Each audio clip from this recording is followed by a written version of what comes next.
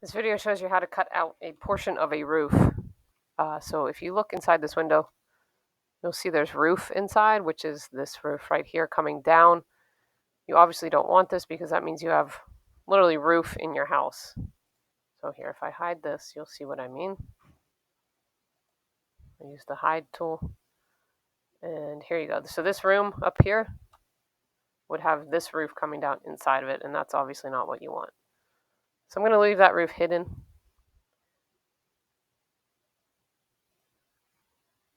And I'm going to go to Architecture, Component, and Model in Place. And here, because we're going to cut a hole in the roof, I'm just going to make this so that it is considered a roof component. I'll name it.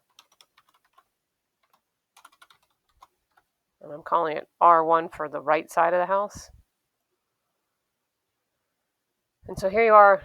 This is how you model in place.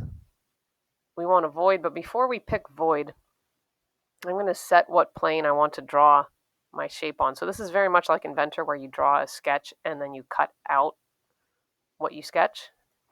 And so this is sort of like picking a work plane, if you remember that from Inventor. So here's the plane I want to draw on. And now I'm going to draw a void, which is sort of like drawing a cutout. And you have to decide what it is, what shape you want to cut out. So I basically want the roof, this big roof, to be cut on this shape. So I'm going to pick, I want to be on the pick walls or pick lines tool. And I want all of these shapes to be what defines my cutout. And here I can pick the roof line. Actually, I want the bottom of the roof line. There we go. And so now, just like everything else in Revit, you need to have one full closed shape with no intersection. So I'm going to trim all these intersecting lines. This will be different based on your roof, but that's the shape that I want to have cut out of my roof. And so I hit the green check here, and that creates the void, but it doesn't tell Revit what to actually cut the void out from. So first I'm going to drag it back. I'm going to let it snap to this far wall because I don't want to cut that far wall out either. But it's, whoa, I'm going to undo that. It doesn't matter too much because you actually tell it what you want to be cut from. So now I'm going to say cut geometry. Okay, so now that I hit cut, you want to cut this roof using this shape. So that's how you have to think about it.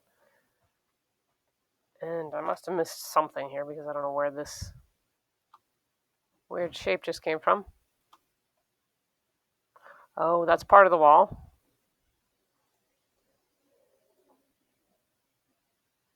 So I must have cut some of that wall as well.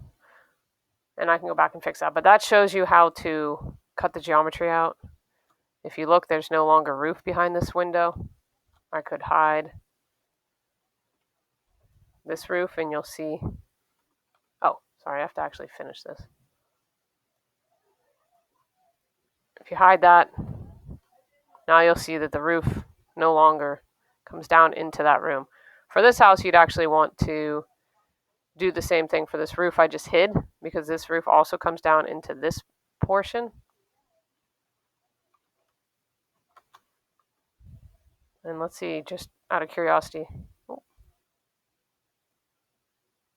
the reason this is no longer, or it's sticking up, is because it said originally to attach top base, but I cut some of that roof. So now the wall doesn't see that roof, so it continues on its way. So you could just edit this and then pick the shape based on the roof rather than using the attached top base. So you could just do one of these.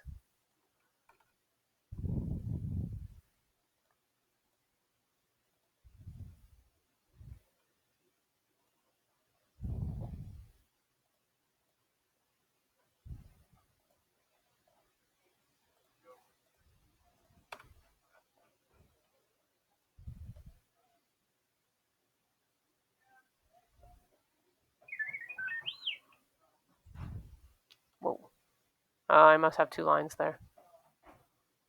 Oh, no, I have a line just floating up above. That's what that was. So now if I hit the green check, it should work.